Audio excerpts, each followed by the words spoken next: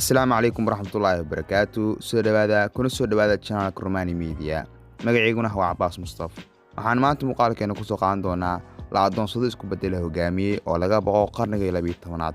Intaanan muuqaalka u gadagelinna like saar videogan wuxuu naga saacidi karaa YouTube-ka inuu dad badan gaarsiiyo.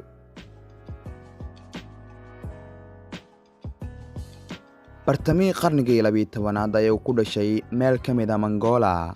Aabihii oo ahaa hogaamiye qabiileed maadaama Mongolia xilliga ay qabiilo u dhisneed ayaa dagaal ku soo qafashay haweeney kadib guursaday taasoo dhashay asiga waxaana loo baxshay Temujin.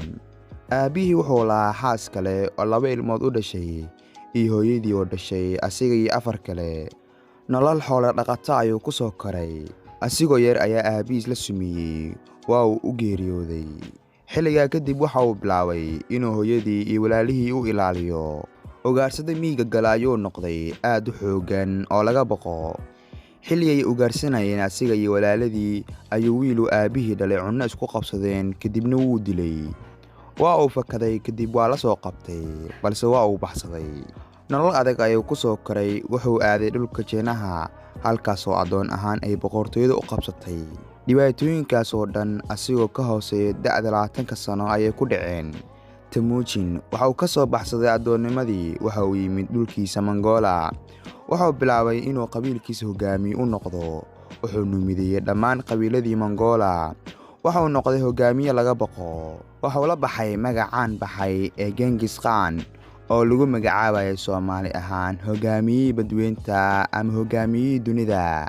Genghis Khan wuxuu sameeyay boqortooyadii Mongolia. Wuxuu ciidan u kala diray jiha kasta oo dunida ah.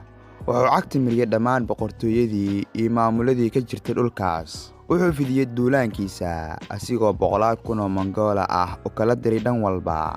Maamulka boqortooyadiis waxay jirtay inta u dhaxayso cirifka bari ee badda Japan ilaa bariga Yurub ee Ukraine.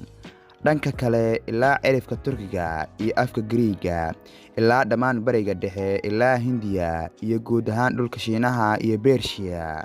Inta la ogyahay taariikhda aadamaha waa boqortooyadii ugu ballaarneed ee dunida soo marta ee ka talinaysa dhul intaas la eg ee haysta. Sidoo kale boqortooyadiisa waa tii labaad ee ugu ballaarneed ee taariikhda aadamaha soo marta kadib tii Britishka. Genghis Khan maamulkiisu wuxuu ahaa mid dadka dunida xilliga nolosha dhaafiyay 12%. Wuxuu dilay in ka badan 40 milyan oo qof. Dadkaasi waxay u badnaayeen Persian iyo Chinese. Taariikhda ma jiro hogaamiye dilay tiro intaa la eg oo dad ah. Waxaa loo arkaa xasuuqii ugu weynaa ee taariikhda aadamaha soo mara. Sidoo kale waxaa loo arkaa guuleystihii ugu weynaa ee taariikhda soo mara.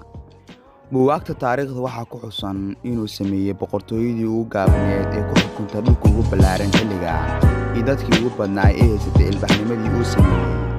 Sidoo kale waxay taariikhda xustaa sida cajiibka ah ee ciidamadiisa cagta u marayeen boqortooyo lahaa ilbaxnimo iyo aqoon tan ugu saraysay.